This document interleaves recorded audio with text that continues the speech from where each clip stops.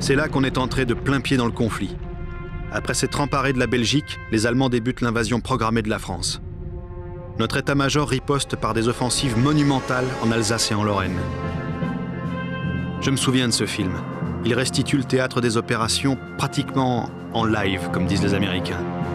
Regardez, tout se passe à terrain découvert. Des centaines de milliers d'hommes se lancent à l'assaut des positions ennemies, exactement comme pour les campagnes napoléoniennes. Il faut dire que la bataille de Morhange, non loin de Metz, est particulièrement sanglante. Le 25 août, 25 000 Français tombent en une seule journée. Ça m'a donné une idée des pertes qu'on allait subir. Ceux qui échappent aux obus sont fauchés par des mitrailleuses tirant jusqu'à 7 balles secondes. Ceux qui parviennent à bout de souffle sur la première ligne ennemie vivent l'enfer.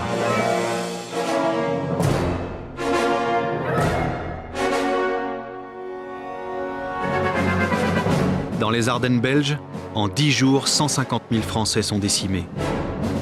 Je traduis, 15 000 par jour.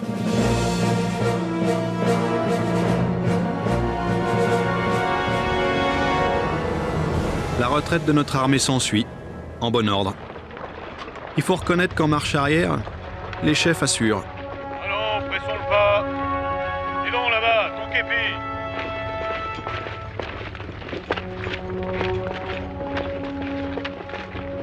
Et pendant ce temps, les Allemands foncent sur Paris. Ils frôlent ses périphes, à 28 km près. Nous, on fait sauter dans l'urgence les ponts sur l'Ourcq et la Marne. C'est dans cet état d'esprit que la bataille de la Marne nous a trouvés.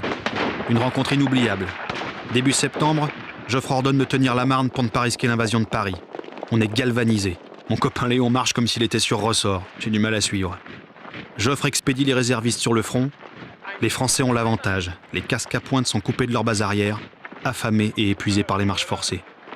On quitte Paris pour la Marne, toujours avec Léon. On se sépare plus, on est comme deux frères. Et malgré le bardard, on avale les 28 km à grande vitesse. Mais à peine arrivé, la bataille de la Marne nous cueille. On se retrouve piégé dans la confusion totale. C'est quand tout semble foutu que rappliquent les taxis réquisitionnés. C'est magique. Ils acheminent des milliers de soldats en renfort. Tu parles d'une course. Je vous dépose où? À la guerre.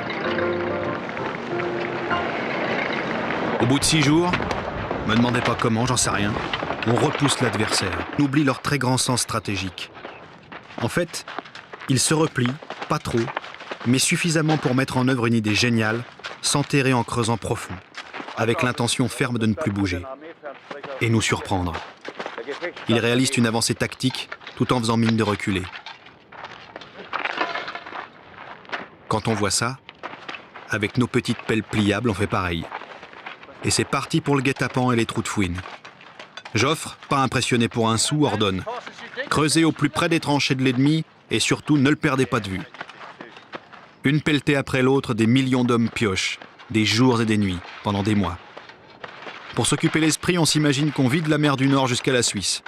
Sur 700 km de terrassier, on passera sentinelle. 14-18 montre son vrai visage, une immense tranchée, comme une balafre à travers le pays. On va leur montrer que nous aussi on a du vocabulaire. Ça y est, ils sortent la tête.